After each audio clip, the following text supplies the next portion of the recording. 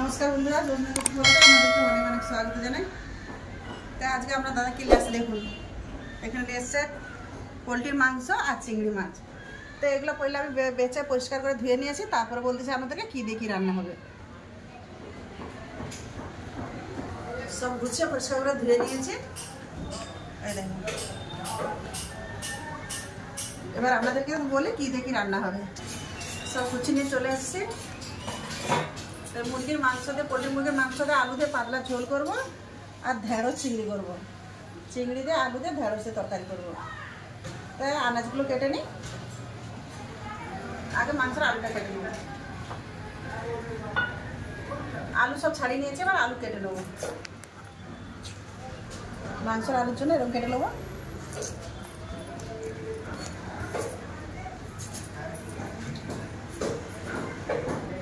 মাংসের আলুগুলো কেটে জলে দিয়ে দিয়েছে, পেঁয়াজগুলো ছাড়িয়ে নেবো। আলুগুলো কেটে নিয়েছে, ধুয়ে তুলে নেবো। দুবার করে ধুয়ে নিয়েছি, ধুয়ে তুলে নেবো।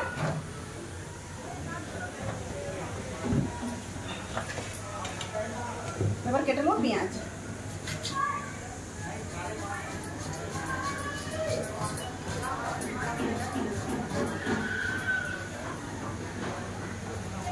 সব পেঁয়াজগুলো এইভাবে কেটে নেবো।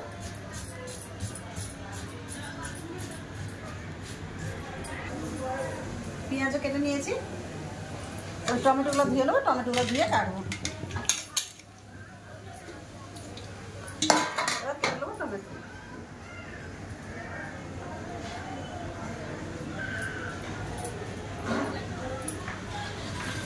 এই সাইজের কেটে নেবো টমেটোগুলো।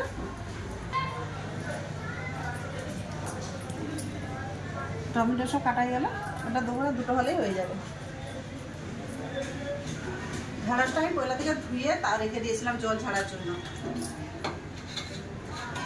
ঢেঁড়স চিংড়ির জন্য আলুগুলো কেটে নেবো। আলু এইভাবে কাটবো ঢেঁড়স চিংড়ির জন্য।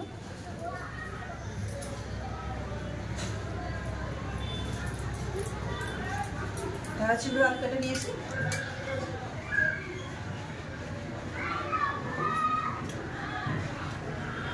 ঢেঁড়সগুলো কেটে নেবো।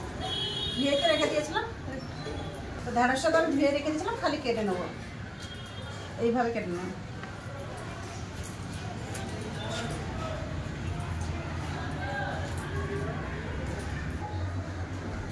ঢেঁড়সগুলো কেটে এসে নরম ঢেঁড়স সব কেটে নিয়েছি। চলুন এবার রান্নাঘরে যাবে।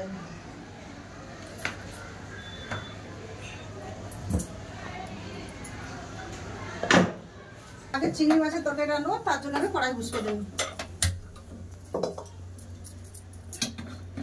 কড়াই গরম হবে, তারপর মাংস একটু মশলা মিশিয়ে নেবো।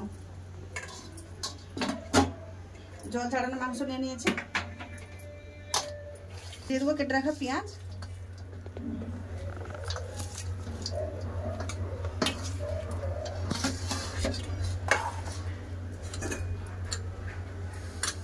হলুদ গুঁড়ো, ধনিয়া গুঁড়ো, লঙ্কা গুঁড়ো, দিয়ে দেবো জিরা গুঁড়ো,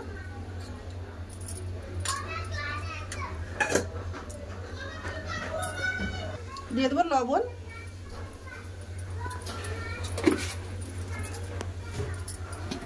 সরষের তেল,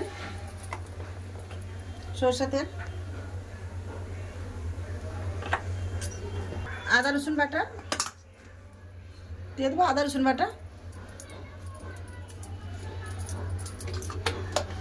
ভালো করে হাত দিয়ে মিশিয়ে নেবো।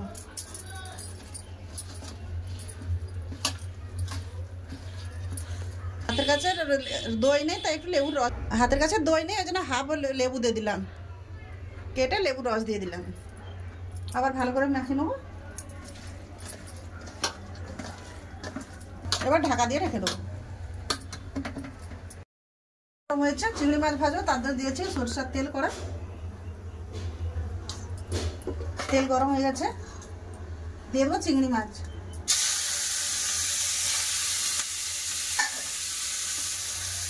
দিয়ে দেবো হলুদ গুঁড়ো, চিংড়ি মাছের উপরে দিয়ে দেবো লবণ,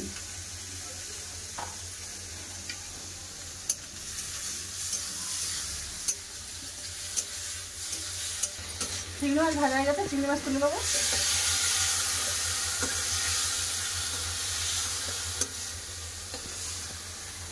এই করে তো আলু আর ঢেঁড়োটা একটু ভেজে নেবো, ঢেঁড়স আর আলু ভালো করে তেল দিয়ে লেড়ে নেবো।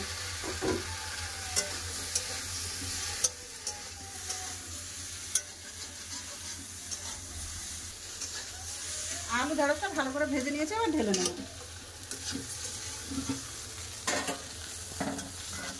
দেখুন কত সুন্দর ভাজা হয়ে গেছে। তরকারির জন্য এবার দিয়ে দেবো কড়াই সরষের তেল।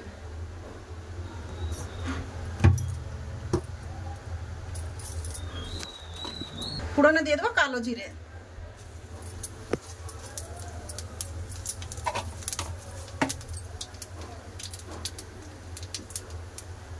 দিয়ে দেবো কেটে রাখা পেঁয়াজ,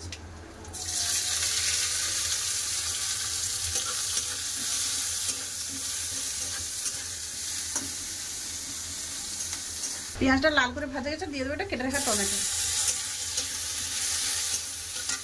দিয়ে দেবো লবণ, পরিমাণ মতো লবণ দিয়ে দিচ্ছি।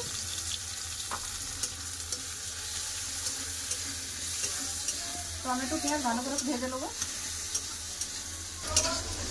ভেজে নিয়েছি ভালো করে টমেটো পেঁয়াজ। এবার কিছু মশলা দিয়ে দেবো, এতে দিয়ে দেবো হলুদ গুঁড়ো, জিরা গুঁড়া, লঙ্কা গুঁড়ো। এবার একটু জল দিয়ে ভালো করে কষে নেবো, শুকনো মশলা দিয়েছি তো, মশলা খুব ভালো করে কষা হয়ে গেছে, দেখুন তেল ছেড়ে দিয়েছে। এবার ভেজে রাখা ঢেঁড়স আর আলু দিয়ে দেবো,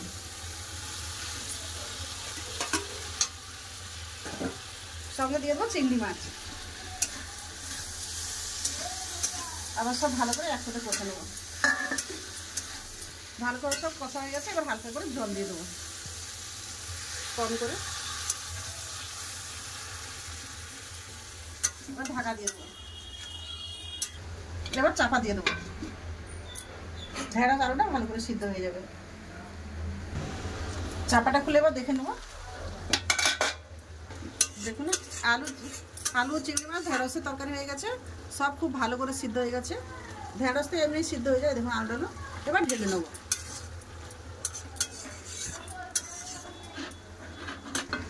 একটু ঘাটে না, সব গোটা গোটা।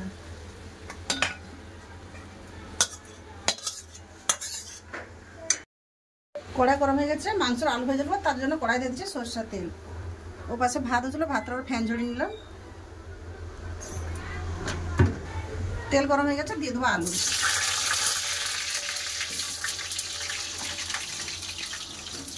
দিয়ে দেবো একটু লবণ,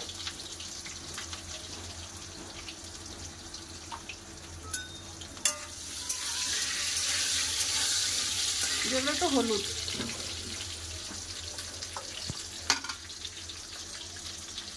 একটু হলুদ গুঁড়ো।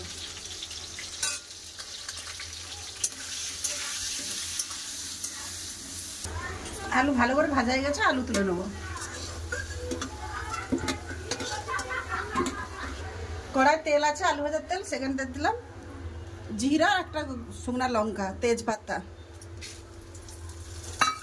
গোটা গরম মশলা দেবো না, গোটা গরম মশলা বেটে দেবো।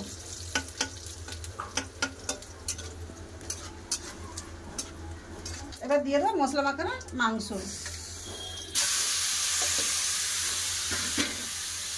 ভালো করে এবার কষে নেবো।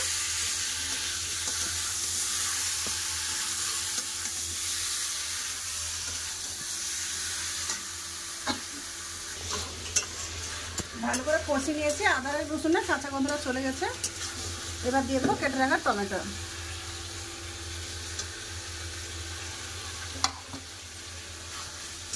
টমেটোটা একটু কষে আবার ঢাকা দিয়ে দেবো।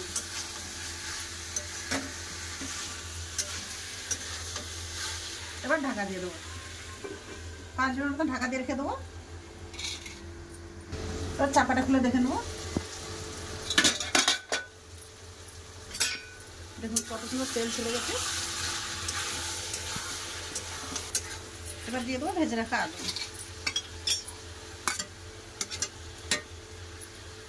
আলু দিয়ে বেশ কিছুক্ষণ কষে নেবো, তার জল দিয়ে নেবো।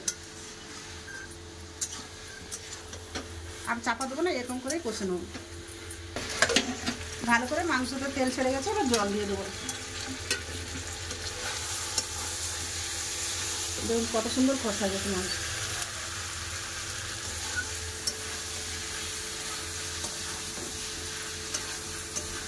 জল দিয়ে দেবো।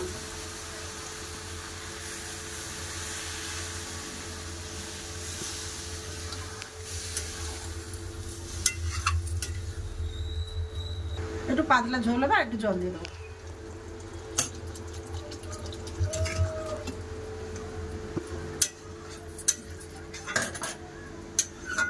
এবার চাপা দিয়ে কিছুক্ষণ ফুটে দেবো।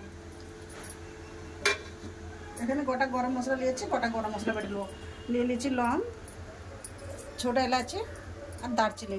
এবার এগুলো বেটে নেবো।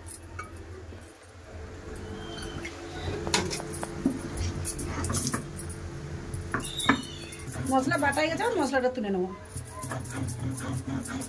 পুরো চন্দন মতো করে বেটে নিয়েছি। তরকারিটা খুলে দেখে নেবো।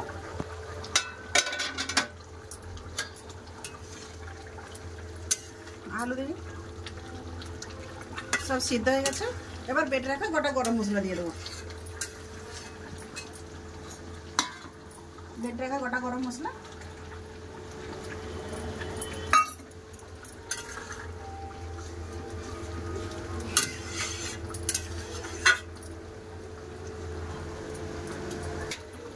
একটু চাপা দিয়ে দেবো। 2 মিনিটের মতো গরম মশলা দিয়েছি, গন্ধটা বেরিয়ে যাবে। এবার চাপা খুলে নেবো।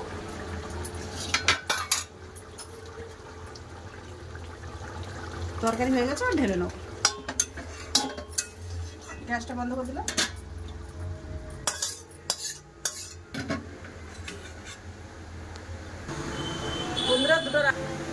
বন্ধুরা দুটো রান্না তো কেমন হলো আপনারা দেখছেন। তো চলো গুছিয়ে নিয়ে আসছি খাবার জায়গায়, চলুন দেখা হবে। বন্ধুরা চলে এলাম খাওয়া দাওয়ার কাছে। ভাত বেড়ে নিয়েছি, আপনার দাদা আসতেছে। নাতনি ফোন দিচ্ছে, আমরা 2 লোকে খাবো।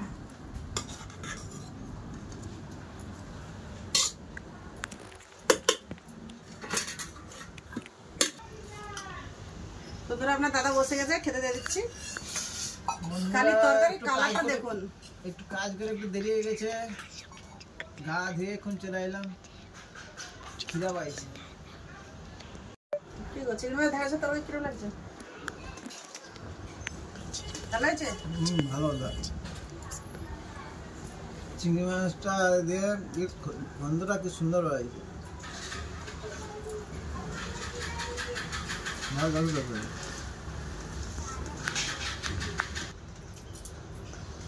বন্ধুরা চিংড়ি ধারা চলে রান্না করছিলাম, সত্যি খুব সুন্দর লেগেছে। গলে গেছে সবকিছু, খুব ভালো লেগেছে খেতে। তরকারি দেবো? তরকারি দাও।